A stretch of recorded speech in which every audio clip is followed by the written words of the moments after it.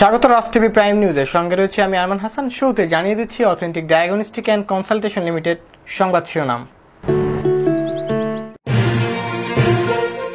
অনুষ্ঠিত হয়ে গেল এইচআর ক্লাব বাংলাদেশের আয়োজনে গোল টেবিল বৈঠক। করোনা সংকট কাটিয়ে হোটেল ইন্ডাস্ট্রিকে পূর্ণ অবস্থানে ফেরানোর প্রত্যয়। শুনছিলেন শিরোনাম, এবার বিস্তারিত। করোনা ভাইরাসের কারণে বিশ্ব বাণিজ্য তো বটেই, প্রভাব পড়েছে বাংলাদেশের হসপিটাল অ্যান্ড ট্যুরিজম ইন্ডাস্ট্রিতে। আর করোনার সময় ট্যুরিজম ও হসপিটালিটি ইন্ডাস্ট্রির গুরুত্ব তুলে ধরতে বনানীর এইচআর ক্লাবে অনুষ্ঠিত হয়ে গেল গোল টেবিল বৈঠক। উক্ত বৈঠকে উপস্থিত ছিলেন এইচআর ক্লাব ঢাকার প্রতিষ্ঠাতা ও সভাপতি M Sabbir Ali, American Bangladesh centre for development এক্সিলেন্সের সিইও কাজী রাকিবউদ্দিন আহমেদ, মাই জবসের CEO Mohammad Kamruzzaman Sabuj, HR club বাংলাদেশের প্রতিষ্ঠাতা পরিচালক সহকারী অধ্যাপক এম আব্দুল্লাহ আল মামুন, ইন্টারকন্টিনেন্টাল ঢাকার এক্স ডিরেক্টর এবং কনসালটেন্ট সাইকা হক, সুমিস কিচেনের সিইও ও আন্তর্জাতিক সেলিব্রিটি আফরোজা নাজদিন ও লা মেরিডিয়ান ঢাকার ফ্রন্ট অফিস অপারেশনস সায়েদ জামান আলবি, বাংলাদেশ ডিবেট ওয়ারিয়ার্সের প্রতিষ্ঠাতা ও chairman M A Nahiyan. Corona ভাইরাসের প্রভাবে নানা শ্রেণীর নানা পেশাদারী মানুষের চাকরি হারাতে হয়েছে। ব্যতিক্রম নয় হসপিটালিটি ও ট্যুরিজম ইন্ডাস্ট্রি। অন্য সব ইন্ডাস্ট্রির মতো এই ইন্ডাস্ট্রিতেও অনেকে চাকরি হারাতে হয়েছে। আর তাই করোনার মতো সংকটময় মুহূর্তে ট্যুরিজম ইন্ডাস্ট্রির কর্মীদের ছাঁটাই না করার আহ্বান জানান বক্তারা। আসলে বাংলাদেশে একটা সম্ভাবনাময় ইন্ডাস্ট্রি, যেটা ট্যুরিজম ইন্ডাস্ট্রি, সেখানে অনেক ধরনের ক্রাইসিস হচ্ছে, স্পেশালি ফর কোভিড-19-এর কারণে। সারা পৃথিবীতে এই ক্রাইসিস আছে, সেই ক্রাইসিস বাংলাদেশেও একইভাবে আমাদেরকে অ্যাফেক্ট করছে। সো সেখানে আমরা কিভাবে হেল্প করতে পারি ইন্ডাস্ট্রিটাকে, স্পেশালি এইচআর কীভাবে রোল প্লে করতে পারে, সেটা নিয়ে আমরা আলোচনা করব।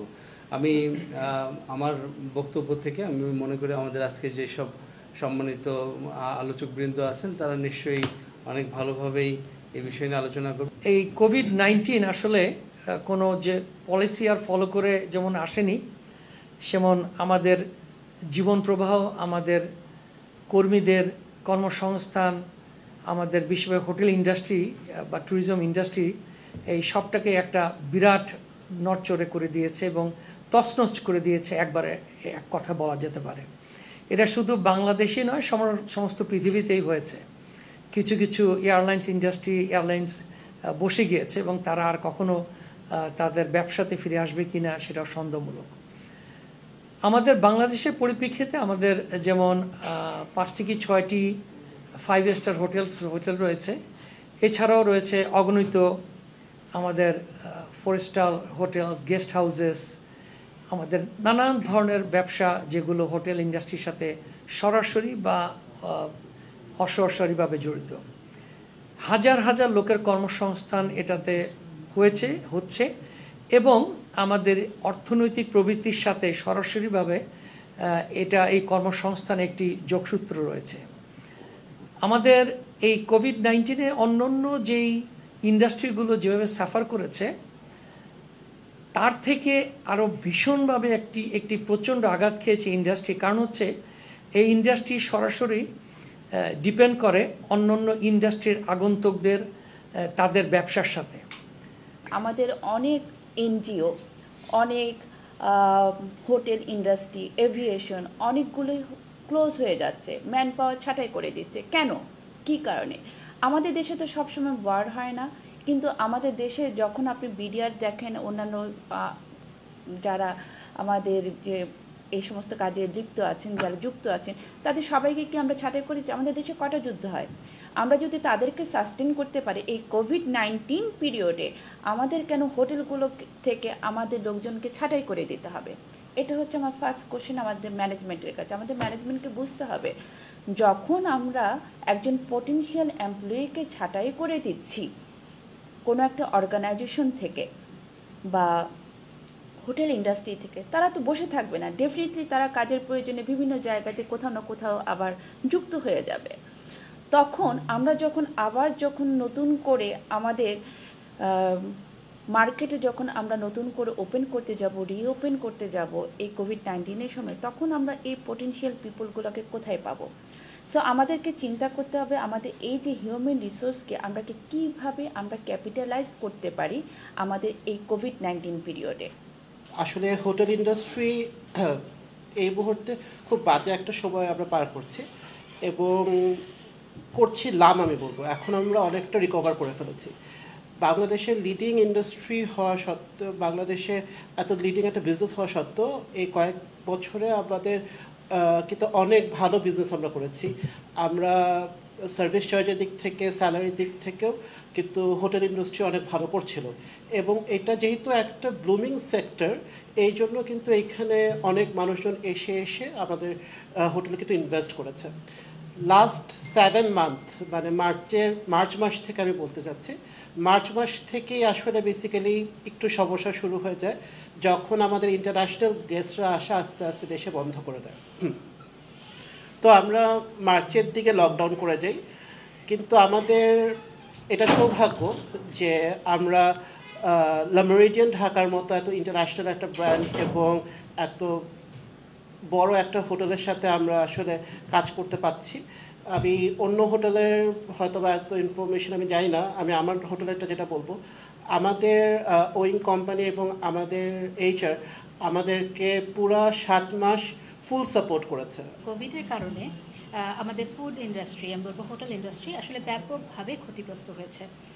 কারণ শুরু যখন হলো তখন যেটা হয়েছে শুধু বাংলাদেশ না, আমি বলবো সারা পৃথিবী জুড়েই প্রত্যেকটা ক্ষেত্রে যেমন ক্ষতিগ্রস্ত হয়েছে, তেমন হোটেল ইন্ডাস্ট্রি এবং ফুড ইন্ডাস্ট্রিটা আসলে বিশেষভাবে ক্ষতিগ্রস্ত হয়েছে। কারণ বাইরে থেকে গেস্ট আসছিলেন না, আবার যারা আসছেন তারাও কিন্তু মানে বাংলাদেশের ভিতরে যারা ছিলেন তারাও আমরা কিন্তু খুব একটা আসলে বাইরে যেতাম না, বা হোটেল ইন্ডাস্ট্রিতে আমাদের এটার জন্য একটা ব্যাপক ক্ষতির সম্মুখীন হতে হয়েছে। এবং আমি যেটা করছি সুবিস কিচেন, আমাদের এই ক্যাটারিং বিজনেসটাও কিন্তু ব্যাপকভাবে ক্ষতিগ্রস্ত হয়েছিল। কারণ ওই সময়টা আসলে আমরা সবাই খুব সাবধানে ছিলাম, বাইরের ফুড কেউ সহজ নিতেও চাইতাম না। অনেকটা হয়তো অজ্ঞতার কারণে যে মনে হতো যে হয়তো ফুডের মাধ্যমে ভাইরাসটা চলে আসতে পারে, কিন্তু আসলে কিন্তু এটা একটা ভুল ধারণা। কারণ খাবারের মাধ্যমে আসলে কিন্তু এই ভাইরাসটা ছড়ায় না। আমাদের কিছুটা মানে এখন আমরা সবাই জানি কম বেশি, এবং আস্তে আস্তে আমরা এই যে বাধার সম্মুখীন হয়েছিলাম, আমাদের প্রত্যেকের বিজনেসটা আসলে ক্ষতির সম্মুখীন হয়েছিল, সেটা কিন্তু এখন অনেকটাই কাটিয়ে উঠেছি আমরা। এই প্রোগ্রামটা আয়োজনের মেইন উদ্দেশ্য হচ্ছে, আমরা জানি যে বাংলাদেশে এখন কোভিড-19 চলছে এবং পুরো বিশ্ব এটা আক্রান্ত, এবং ট্যুরিজম অ্যান্ড হসপিটালিটি যেটা ওয়ার্ল্ডের সবচেয়ে হচ্ছে সম্ভাবনাময় শিল্প, এই ইন্ডাস্ট্রি এখন দেখা যাচ্ছে অনেকেই বেকার হয়ে পড়ছে, অনেকেই ইন্ডাস্ট্রিতে জব পাচ্ছে না, বা যারা জব করছে তারা স্যালারি পাচ্ছে না বা আদার সুযোগ সুবিধা পাচ্ছে না।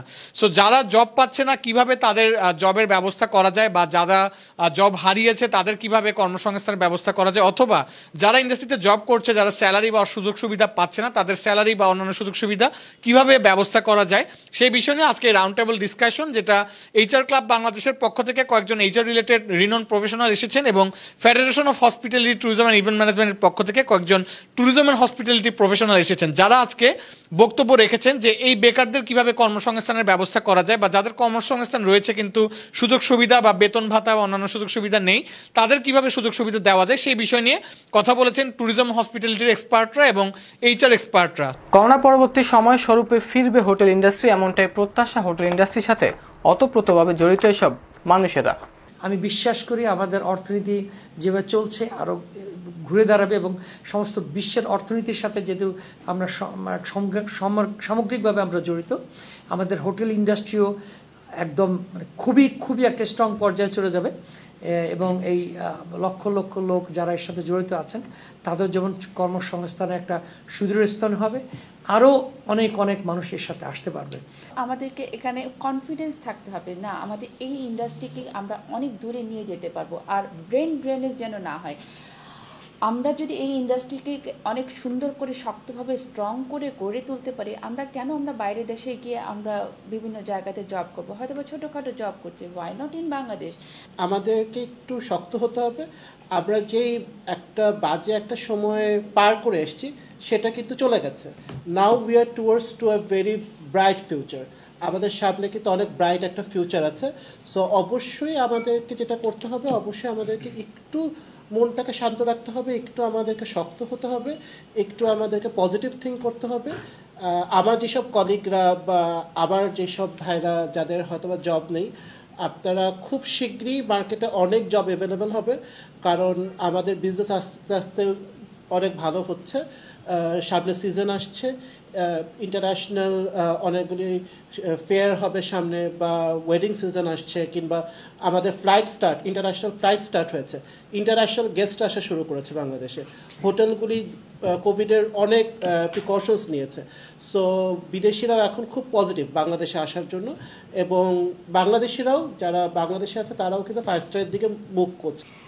আমি আসলে খুবই আশাবাদী মানুষ, এবং আমি সবসময় স্বপ্ন দেখতে ভালোবাসি, এবং আমি চাই যারা এতক্ষণ আমাদের সাথে ছিলেন তারাও কিন্তু স্বপ্ন দেখবেন, কারণ স্বপ্ন যদি না দেখেন তাহলে কিন্তু সামনে আগানোর পথটাই কিন্তু বন্ধ হয়ে যায়। এই জন্য স্বপ্ন দেখবেন এবং অবশ্যই পজিটিভ থাকবেন, আত্মবিশ্বাস থাকতে হবে, এবং এটা সবসময় মনে রাখবেন খারাপ সময়ের পরে কিন্তু একটা ভালো সময় আসে। সো আমরা খারাপ সময়টা পার করে যাচ্ছি, সারা পৃথিবী জুড়েই আসলে যাচ্ছে, এটা শুধু আমাদের জন্য না। এবং এই যে এতটা মাস ধরে বাংলাদেশ যে দাঁড়িয়ে আছে, এবং কোনোভাবে আমি দেখছি না যে অন্য কোনো দেশের চেয়ে কোনো অংশে খারাপভাবে আছে, বরং শক্তভাবেই কিন্তু দাঁড়িয়ে আছে। এটা কিন্তু একটা বড় পজিটিভ দিক আমাদের দেশের, আমি বলবো। কোভিড-19 কোনো সন্দেহ নাই এটা একটা রিস্ক। এই রিস্কের প্রিপারেশন কিংবা আউটকাম সম্বন্ধে আমাদের ধারণা ছিল না, বাট আমরা এখন যেটা বুঝতে পারছি যে এই রিস্কটা আমাদেরকে অনেক অপরচুনিটি তৈরি করে দিয়েছে।